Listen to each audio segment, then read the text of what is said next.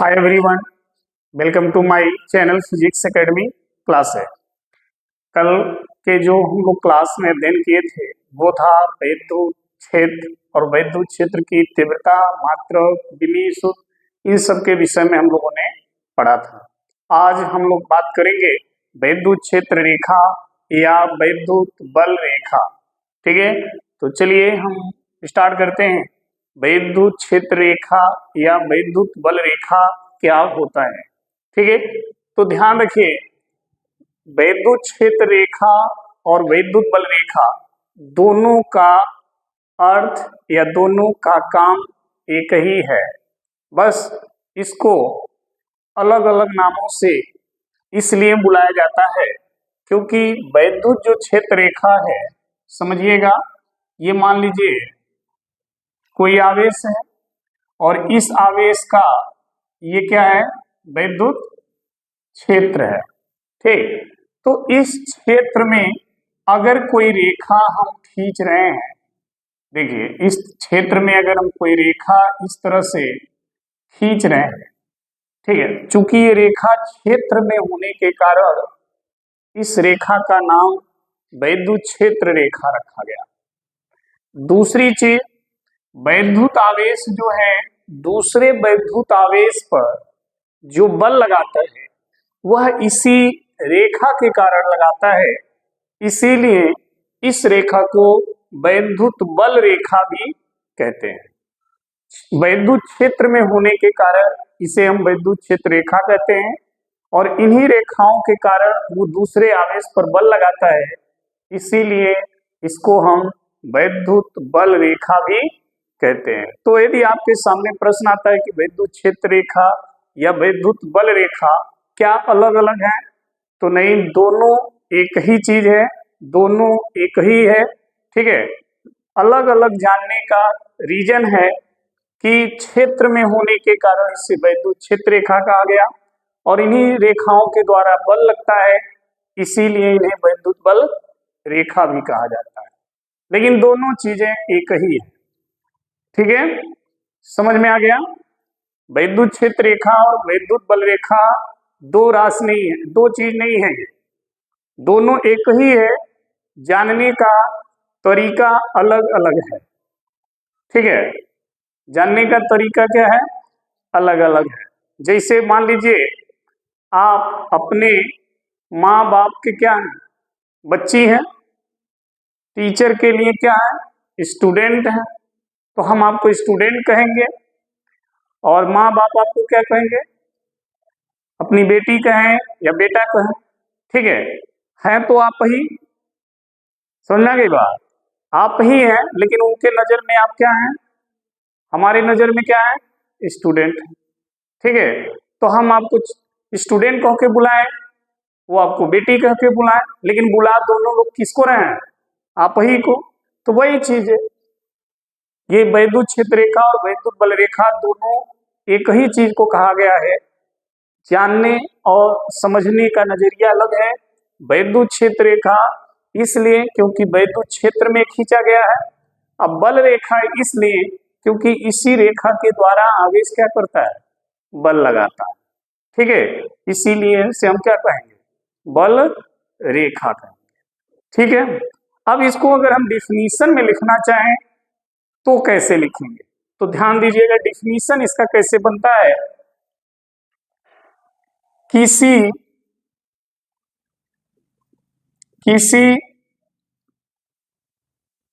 वैद्युत क्षेत्र में खींची गई काल्पनिक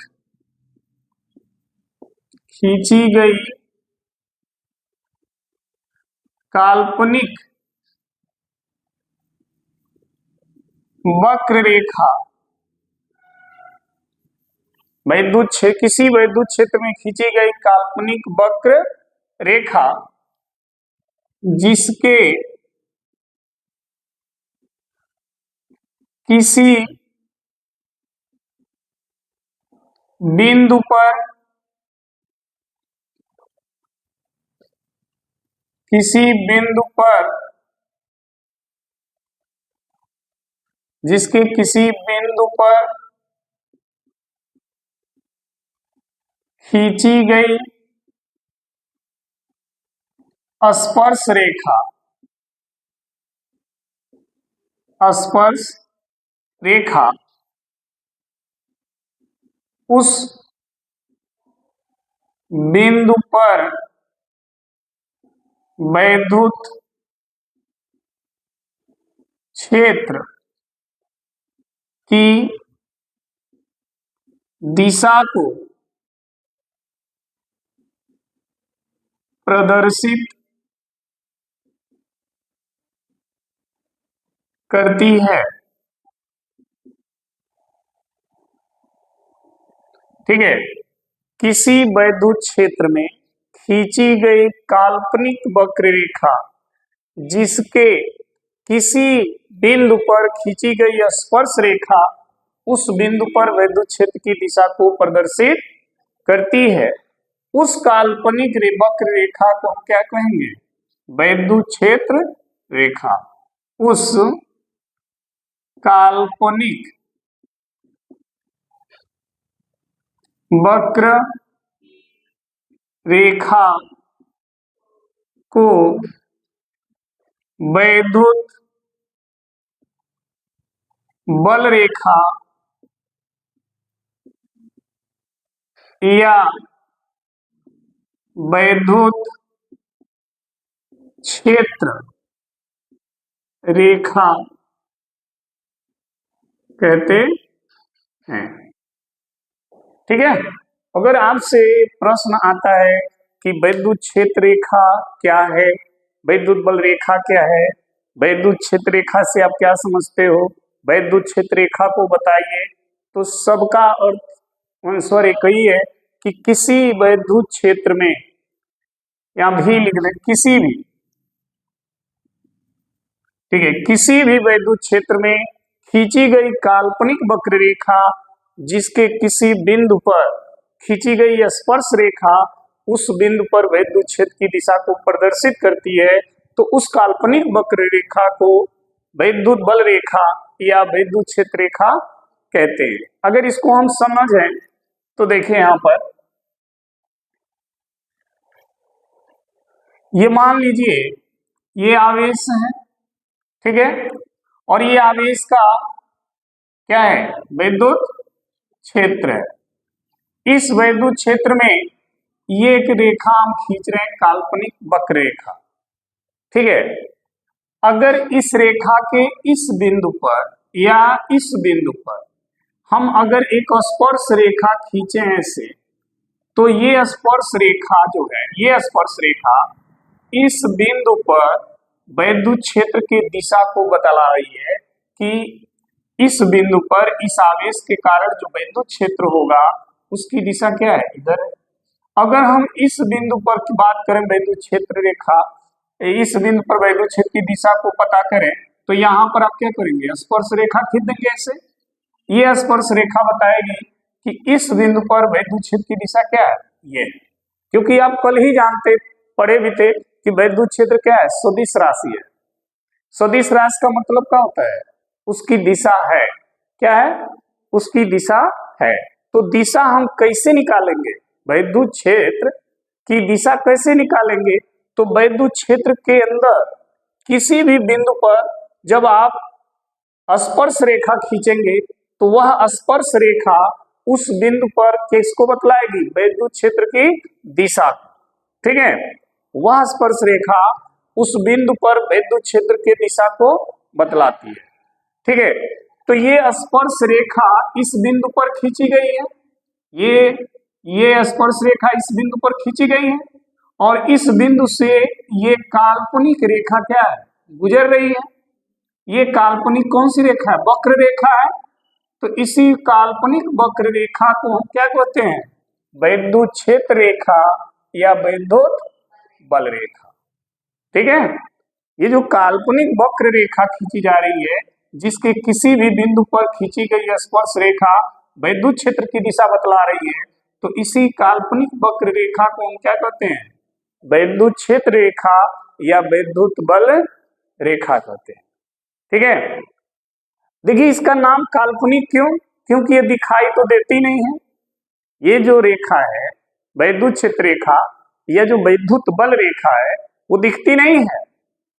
ठीक है, इसका केवल आप क्या करते हैं, कल्पना करते हैं कि अगर ये अपना क्षेत्र बना रहा है तो इसकी रेखाएं होंगी जिसके वजह से वो दूसरे पर बल लगाता है।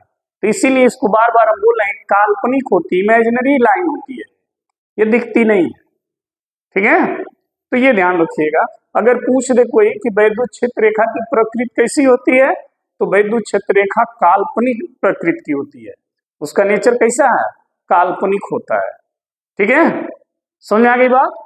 तो किसी भी वैद्युत क्षेत्र में, चाहे वो धन आवेश का वैद्युत क्षेत्र हो, चाहे वो ऋण आवेश का वैद्युत क्षेत्र हो, उसके वैद्युत क्षेत्र में जो काल्पनिक वक्र रेखा खींची जाएगी, ठीक है, और उस काल्पनिक वक्र रेखा के किसी भी बिंदु पर स्पर्श रेखा जो खींचेंगे तो वह स्पर्श रेखा उस बिंदु पर वैद्युत क्षेत्र की दिशा को बतलाएगी। तो जो काल्पनिक वक्र रेखा खींचे है ना, उसी काल्पनिक वक्र रेखा को हम क्या कहेंगे, वैद्युत क्षेत्र रेखा या वैद्युत बल रेखा। ठीक है, अच्छा देखिए वैद्युत जो क्षेत्र है, कई बार तो लोग प्रश्न कर देते हैं कि वैद्युत क्षेत्र को सबसे पहले किसने इंट्रोड्यूस किया था, किसने इसका परिचय दिया था वैद्युत क्षेत्र का? तो देखिए माइकल फैराडे ने ही बताया था कि अगर आवेश है तो उस आवेश का वैद्युत क्षेत्र होता है।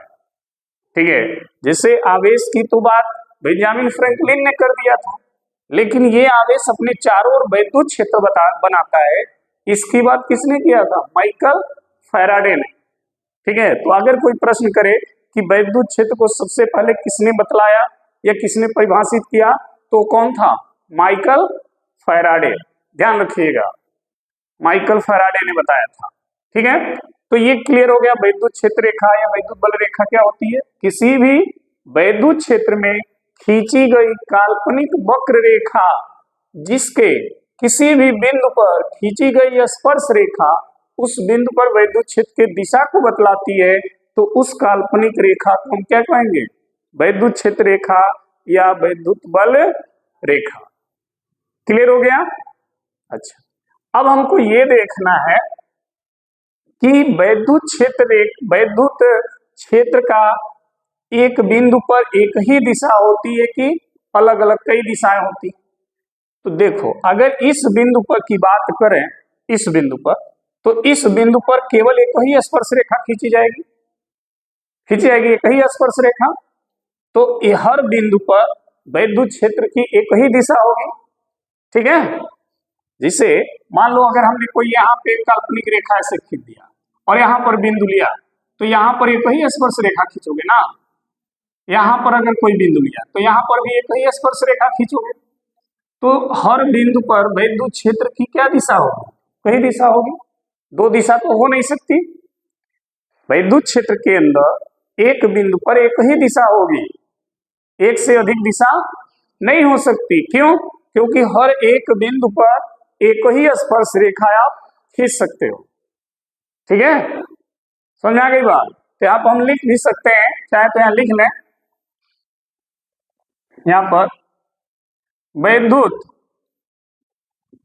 क्षेत्र के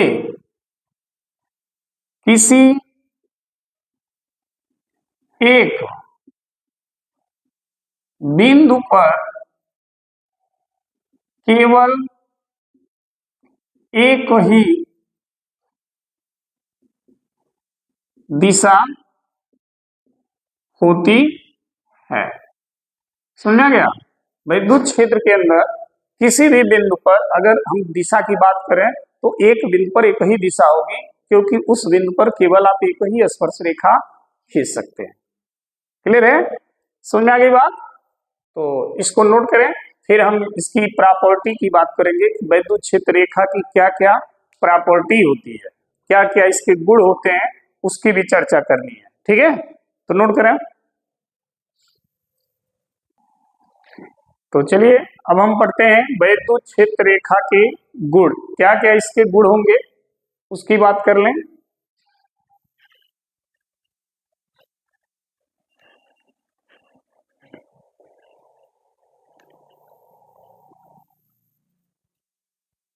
वैद्युत क्षेत्र रेखा के गुण।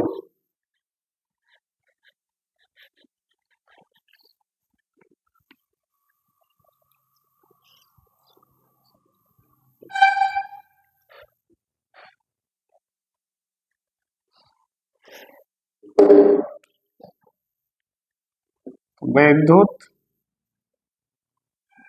क्षेत्र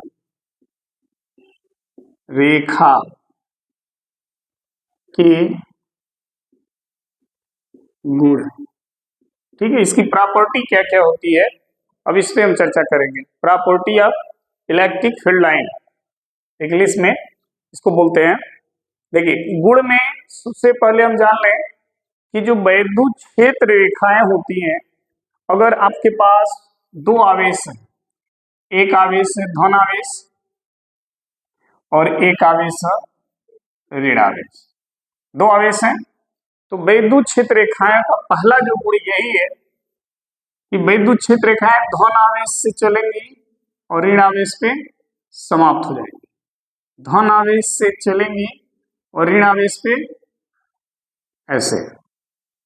ध्यान दीजिएगा, वैद्युत क्षेत्र रेखाओं का पहला गुण यही है कि हमेशा ये धन आवेश से चलेंगी और ऋण आवेश पे क्या हो जाएंगे, समाप्त हो जाएंगी ऐसे। ठीक है, ऐसे पहला प्रॉपर्टी इसका यही है। ठीक, तो पहला गुण अगर हम लिखें तो यही लिखेंगे कि वैद्युत क्षेत्र रेखाएं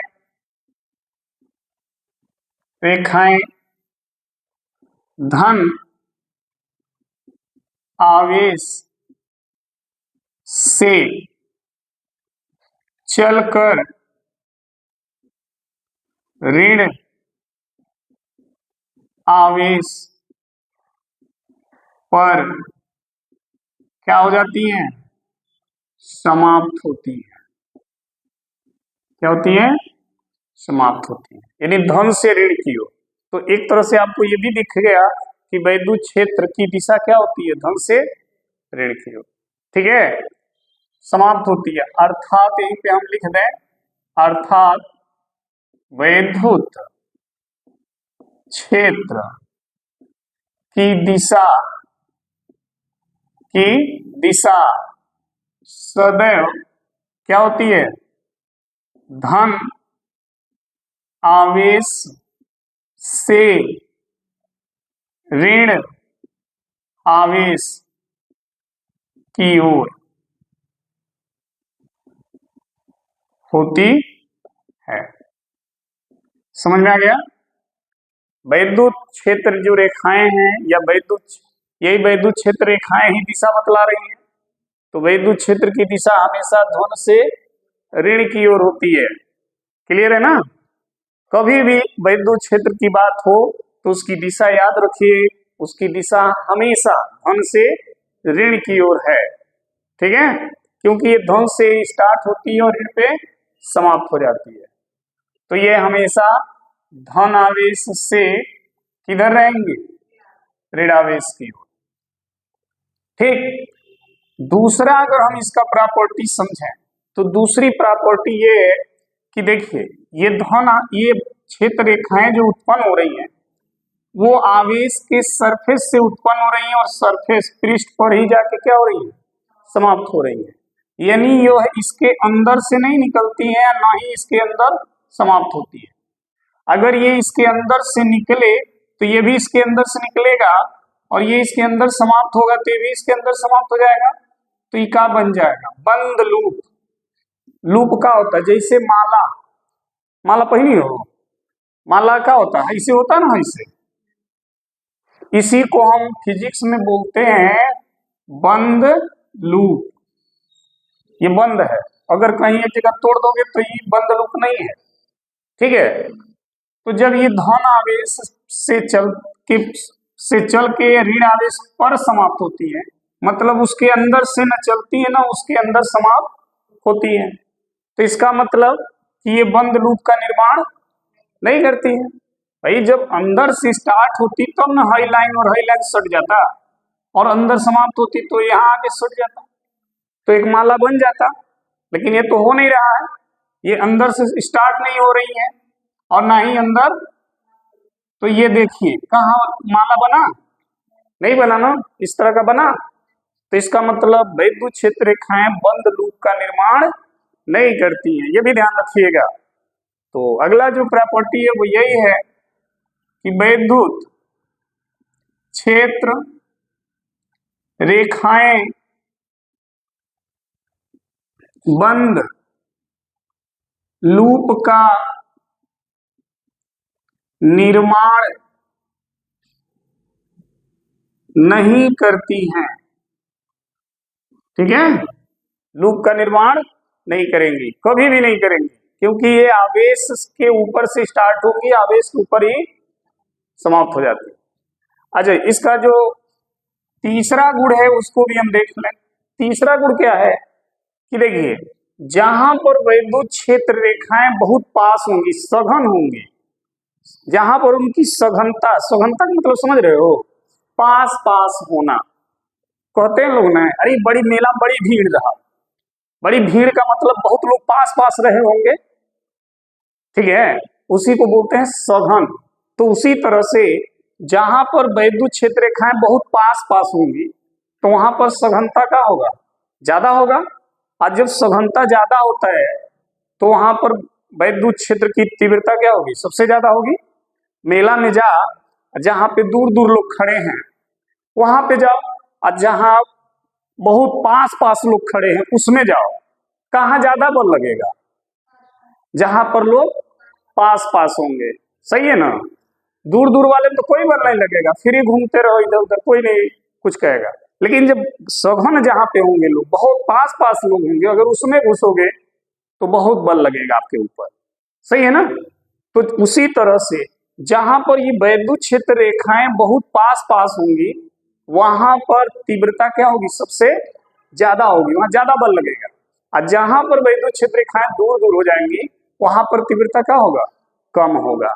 तो जो आवेश है, अगर हम यहीं पे समझें तो देखो, ये जो एरिया देख रहे हो ना, एरिया, यहाँ पर वैद्युत क्षेत्र रेखाएं क्या है, बहुत पास है, यहाँ पर वैद्युत क्षेत्र रेखाएं पास पास है। लेकिन यही वैद्युत क्षेत्र रेखाएं जब आगे आ रही हैं तो यहाँ पर देखो दूर दूर हो जा रही हैं। तो इसका मतलब कि आवेश के समीप वैद्युत क्षेत्र रेखाएं पास पास हैं तो वहां पर आवेश का पावर क्या होगा, सबसे ज्यादा होगा। और यहाँ पे दूर दूर है तो यहाँ पर वैद्युत क्षेत्र का पावर क्या होगा, कम होगा। ठीक है, समझ आ गई बात। तो जहां पर वैद्युत क्षेत्र रेखाएं सघन होती हैं, पास पास होती हैं, वहां पर वैद्युत क्षेत्र की तीव्रता सबसे ज्यादा होती है, और जहां पे दूर दूर होंगी वहां पर वैद्युत क्षेत्र की तीव्रता सबसे कम हो जाती है। ठीक है, तो अगला जो प्रॉपर्टी यही है कि वैद्युत क्षेत्र रेखाएं जहां सघन होती हैं, सघन का मतलब समझ रहे हो ना, क्या, पास पास होती हैं, वहां वैद्युत वैद्युत क्षेत्र की तीव्रता तीव्रता सबसे क्या होगी, अधिक होगी, सबसे अधिक होती है। ठीक है, वहां पर वैद्युत क्षेत्र की तीव्रता क्या होगी, सबसे अधिक हो जाती है। ठीक है, तो तीन गुण हमने देखा, और भी गुण है अभी हम बता रहे हैं। पहला गुण ये बता रहा है कि वैद्युत क्षेत्र रेखा हमेशा ध्वंस से चल के ऋण पे समाप्त होगी, अर्थात वैद्युत क्षेत्र की दिशा हमेशा ध्वंस से ऋण की ओर रहेगी। दूसरा गुण ये बताता है कि ये बंद लूप का निर्माण नहीं करती हैं, क्योंकि ये आवेश के ऊपर स्टार्ट होती हैं, आवेश के ऊपर ही समाप्त हो जाती है। और तीसरा बता रहा है कि वैद्युत क्षेत्र रेखाएं जहां बहुत पास पास होंगी, सघन होंगी, वहां पर वैद्युत क्षेत्र की तीव्रता सबसे अधिक होगी। ठीक है, चलिए आगे, इसका जो चौथा प्रॉपर्टी है इसको समझिएगा। चौथा प्रॉपर्टी ये कहता है कि वैद्युत क्षेत्र रेखाएं एकदम पास पास हो जाएंगी, लेकिन एक दूसरे को कभी पर काटती नहीं है। एकदम पास पास हो जाएंगी ये, लेकिन कहीं ऐसा नहीं होगा कि एक वैद्युत क्षेत्र रेखा दूसरे वैद्युत क्षेत्र रेखा को काटे। काटती नहीं है। क्यों नहीं काटती हैं, उसकी भी चर्चा हम करेंगे। ये प्रश्न पेपर में कई बार पूछा गया है कि वैद्युत क्षेत्र रेखाएं एक दूसरे को काटती क्यों नहीं, क्यों नहीं काटती हैं दोनों एक दूसरे को। तो देखिए अगला प्रॉपर्टी में हम समझ लेंगे, लिखेंगे वैद्युत क्षेत्र रेखाएं एक दूसरे को कभी काटती नहीं है, काटती नहीं है। क्यों? क्योंकि कटान बिंदु पर दो स्पर्श रेखाएं खींची जा सकती हैं, जो उस बिंदु पर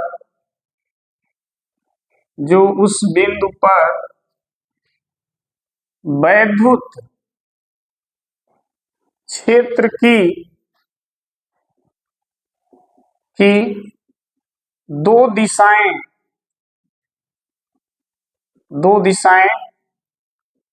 प्रदर्शित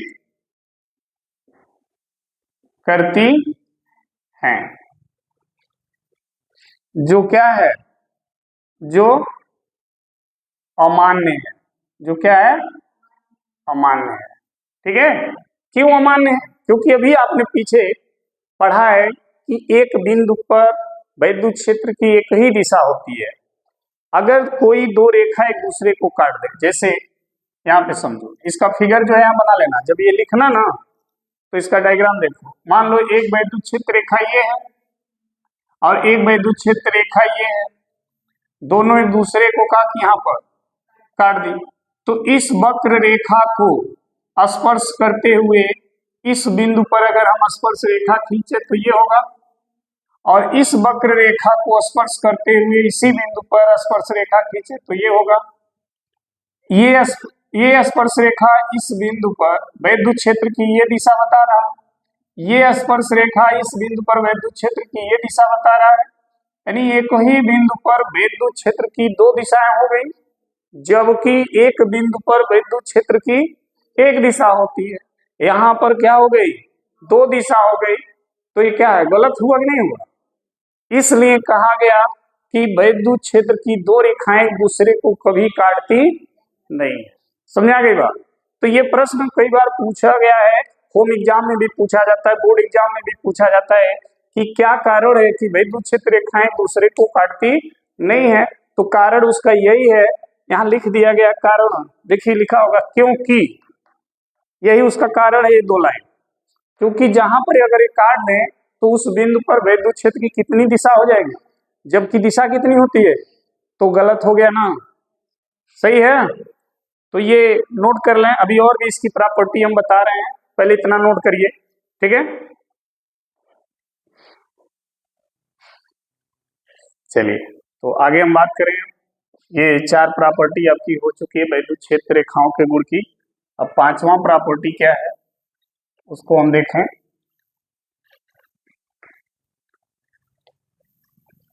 पांचवी प्रॉपर्टी,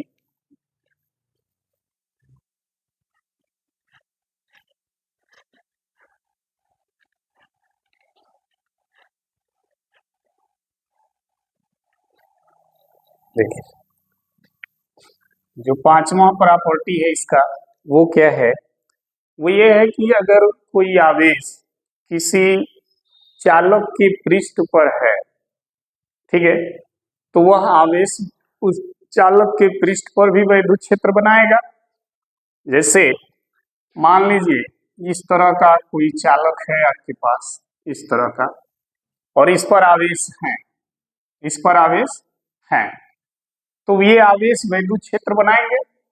तो इस पर जो वैद्युत क्षेत्र होगा वो हमेशा क्या होगा, इस चालक के पृष्ठ के लंबवत रहेगा। हमेशा इस चालक का जो पृष्ठ होगा ना उसके लंबवत रहेगा। ऐसा नहीं है कि ये किसी अन्य कोण पर रहे, ये हमेशा 90 डिग्री पर रहेगा, ये ध्यान रखिएगा। अगर किसी चालक पर आवेश है तो वह जो वैद्युत क्षेत्र बनाएगा उसकी दिशा हमेशा उस पृष्ठ के क्या होगी, 90 डिग्री पे रहेगी, हमेशा लंबवत रहेगी, इस तरह से। ठीक है, तो अगला प्रॉपर्टी है, किसी चालक के पृष्ठ पर वैद्युत क्षेत्र रेखाएं सदैव पृष्ठ के क्या होंगी, लंबवत, सदैव पृष्ठ के लंबवत रहती है या पृष्ठ के लंबवत होती है। ठीक है, अगर धन आवेश होगा तो वैद्युत क्षेत्र रेखाएं पृष्ठ के लंबवत बाहर की ओर होंगी, लंबवत, और यदि ऋण आवेश होगा इस पृष्ठ पर तो ये लंबवत ही पृष्ठ के ओर होंगी। समझाई बात? अगर मान लो इस पृष्ठ पे धन आवेश है तो वैद्युत क्षेत्र रेखाएं पृष्ठ के लंबवत किधर होंगे, बाहर की ओर। लेकिन अगर इस पे सब ऋण आवेश है तो यही वैद्युत क्षेत्र रेखाएं पृष्ठ के लंबवत किधर हो जाएंगे, पृष्ठ की ओर, ऐसे हो जाएंगे, तब भी लंबवत रहेंगे। ऐसा नहीं है कि ये केवल धन आवेश पर लंबवत रहेंगी और ऋण आवेश पर नहीं, ऋण आवेश पर भी लंबवत होंगी, बस दिशा क्या हो जाएगा, उसका बदल जाएगा, पृष्ठ की ओर हो जाएगा। ठीक है, इसीलिए लिखा गया है किसी चालक के पृष्ठ पर वैद्युत क्षेत्र रेखा सदैव पृष्ठ के लंबवत होती है, चाहे वो बाहर की ओर हो चाहे वो अंदर की ओर।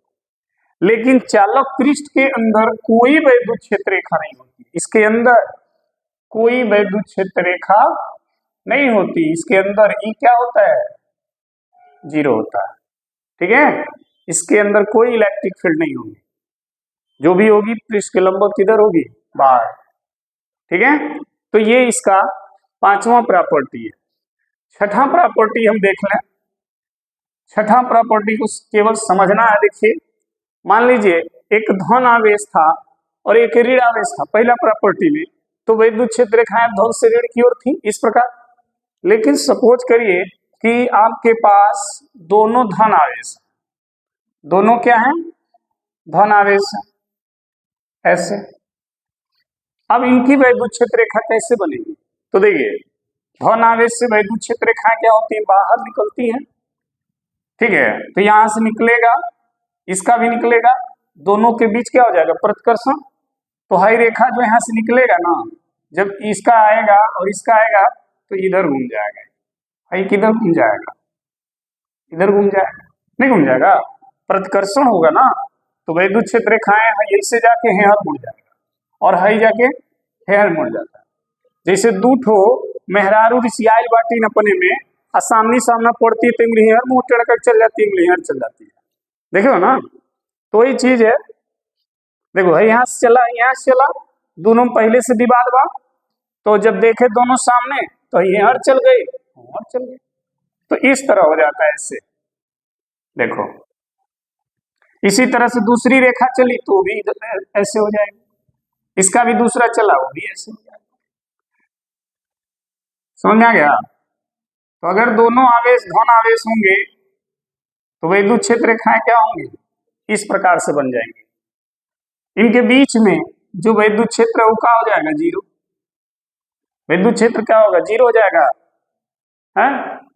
इनके बीच में वैद्युत क्षेत्र जीरो होगा नहीं, सबसे ज्यादा हो जाएगा, क्योंकि इसके बीच में जो रेखा चल रही है ना वो इधर मुड़ जा रही है, इसके बीच में जो चली वो इधर मुड़ गई, मतलब यहाँ पर प्रतिकर्षण सबसे क्या है, ज्यादा है, तभी तो मुड़ रही है, यहाँ पर प्रतिकर्षण सबसे ज्यादा हो जाएगा। अच्छा, मान लो एक आवेश ऋण है, दूसरा भी ऋण है, समझो दोनों आवेश ऋण ऋण हो, ये दोनों क्या थे, ये दोनों क्या है, ऋण ऋण हो। यहाँ भी वही कंडीशन है, इसमें क्या होता है, विद्युत क्षेत्र रेखाएं की दिशा क्या होती है, आवेश की ओर होती है, किधर होती है, तो मतलब ऐसे बाहर से आएगी इधर, आई दूसर की ओर आई इधर, मतलब दोनों रिसियाई हैं, अपने गुस्साई हैं, आई फिर ये अपने घर और मोड़ गई, अपने घर में चल गई। फिर वही चीज यहाँ भी देखो,